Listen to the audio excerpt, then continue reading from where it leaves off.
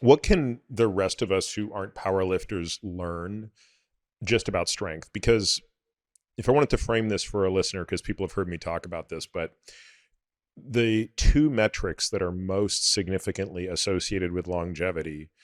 So if we were to stack up every possible known risk factor, smoking, type 2 diabetes, high blood pressure, coronary artery disease, end-stage kidney disease, whatever, and we were to talk about how much of a hazard ratio do these bring to you in terms of all-cause mortality, they're quite big. Hypertension is about a 20%.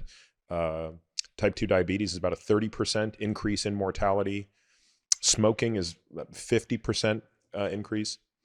Being weak relative to being strong is about 250%.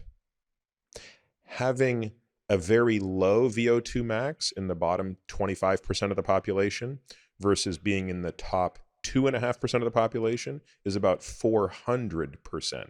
Wow. So when you line everything up, the two things that stand out the most are incredible cardiorespiratory fitness as measured by VO2 max and strength.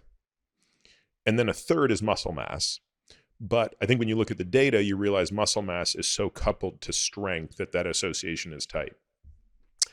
The point being is if you're listening to this podcast and thus far into this podcast, your eyes are sort of glazing over as we're sitting here talking about powerlifting, it's probably worth pointing out that even if you never once care to do a heavy squat or a heavy bench press or a heavy deadlift, you have to be strong.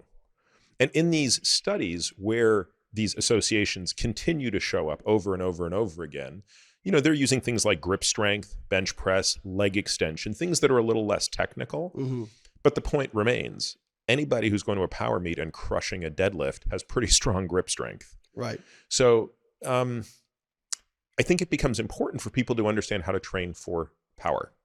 And so let's now talk a little bit about that, right? So if a person comes to you and says, I want to get stronger, and that's my primary objective in the weight room, it's more so than the aesthetic, because we're going to talk about that later.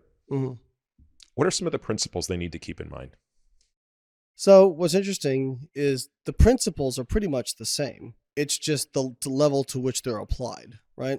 And I think it's important to point out that, there are diminishing returns with strength in turn. Well, I'm sure there are. I don't think the studies are refined enough to pick this out at this point, because it's not like they're getting a population of powerlifters and looking at their longevity. Yeah. But my guess is that at a certain point, you pretty much get all the benefits, and just getting even stronger is probably not going to give you more. Especially if it comes at the risk of injury that can later on in life. Yeah. Sure. And then I think you also see with running, there's kind of like a J-shaped curve. Part of me thinks that just the people that take it so far, whether it be powerlifting, running, whatever, that it's not that their sport makes them more prone to early mortality, but more so that they probably have other behaviors of being an extremist that probably contribute to that. Yeah, interesting. But as far as strength goes, really what we're talking about is progressive overload. That is the most important core principle. And it actually really applies to a lot of things in life, to be quite honest. But when it comes to lifting weights, a lot of people hear progressive overload and they just think weight on the bar. And that is the most simple way to explain it, right? So if you come in, you've never done some sort of squat movement before, and you do 95 pounds for 5 reps. And then the next week you come in, you do 100. And the next week you come in and you do 100, 105. At the same number of reps. At the same number of reps, yep. Right. That is a form of progressive overload. And most people, when they enter the gym, that's kind of their experience. They don't need to increase set number. They don't need to really, they can increase their reps, but for the most part, when you first start going to the gym, you're just going to be able to put more weight on the bar pretty much every week.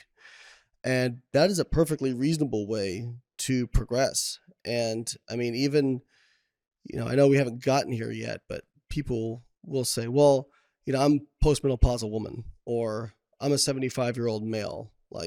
It's too late for me. No, it's not. Now is the best time. In fact, when I was at University of Illinois, where I was in the Department of Nutritional Sciences, right across the street in the exercise physiology department, they were conducting a study on frail elderly. So people who basically almost couldn't really walk. Like they could, but it was very tough for them. And they just started progressively overloading them. And that looked like basically squatting to a really high chair to start, right?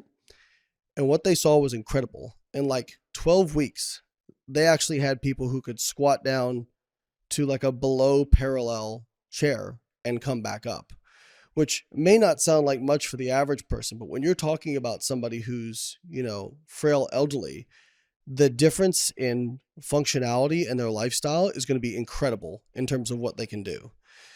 So what I'll tell people is what you can learn from powerlifters is that progressive overload, one, in terms of weight on the bar, but nobody's able to increase weight on the bar forever. That's just, it's not going to happen. And the longer you get into it, the more nonlinear it's going to be. It's going to be, you're going to go down and come up and go down and come back up.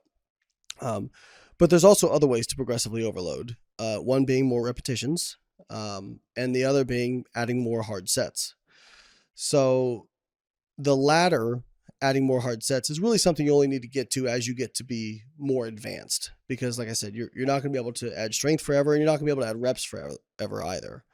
So, by the way, this is one thing that from one of our earlier discussions that really started to change my training.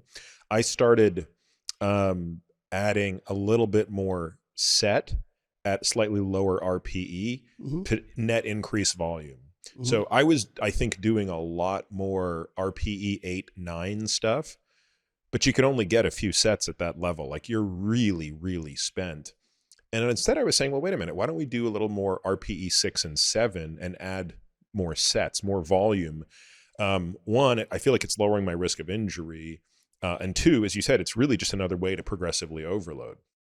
Yeah, and you're always weighing those two things, kind of your stimulus versus fatigue ratio. Yeah. And that's something, so I'm coached by a guy named Zach Robinson, who's doing his Ph.D. in Mike Zordos' lab at FAU. Great lab. And he talks about stimulus versus fatigue a lot. And they do a lot of training in that kind of RPE 5 to 6 area, which some people call that easy. When it comes to compound lift, I wouldn't really call it easy. But, it's kind of like, how can we maximize our stimulus and minimize fatigue? And if you're talking about an RPE 9, for example, how many sets at RPE 9 can you get? I don't know about you. I have like 1 to 2. Right. Before you really have to drop the weight down or whatnot. Or before, like someone like me who's not, at the level that a powerlifter's at, like my form starts to compromise. Right. And Mike Israel actually had a great kind of take on this too, in terms of like training to failure. He's like, if you take a squat, like a free barbell squat to failure for 10 reps, and then you try to do another set with that same weight, how many reps will you get? I mean, I know from doing sets to failure of 10 reps of free barbell squat, I might not even be able to get like 2 or 3 reps on my next set because it's just so fatiguing. So that is one thing that's important to point out when we talk about RPEs, which is kind of a measure for proximity to failure. Yeah, I guess we talked about it on a previous podcast. Why don't you tell people how RPE works? Because I think it's really a fantastic system. Yeah. But you do need to push yourself in the gym to really understand what they feel like. Yeah, so RPE is kind of it's been adapted from running to lifting, and it's on a scale of 1 to 10, or I guess even 0, but RPE 10 being you had no more reps left. That was your absolute all out, like 100% effort. RPE 9 is you could have done 1 more rep, RPE 8, 1 more rep, so on and so forth. And one of the issues is we know you don't have to train to failure to grow muscle. In fact, it may actually be a little bit counterproductive just in terms of the fatigue that it causes relative to the stimulus. We know that, for most movements, you get most of the hypertrophy and strength benefits going within a few reps of failure. So RPE like 7, 8.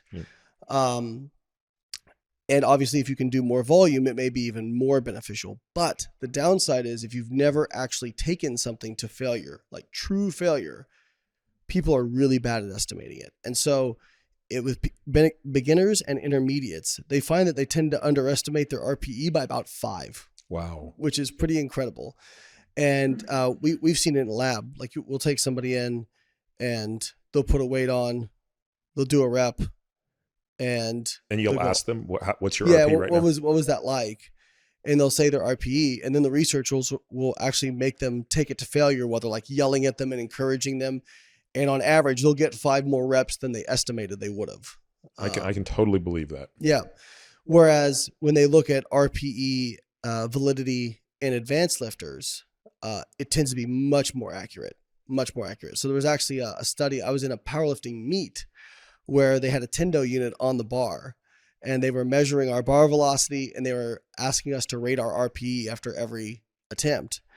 And they found that RPE, as validated by velocity data, was a pretty good measure in that population of powerlifters because they've taken so many sets near failure.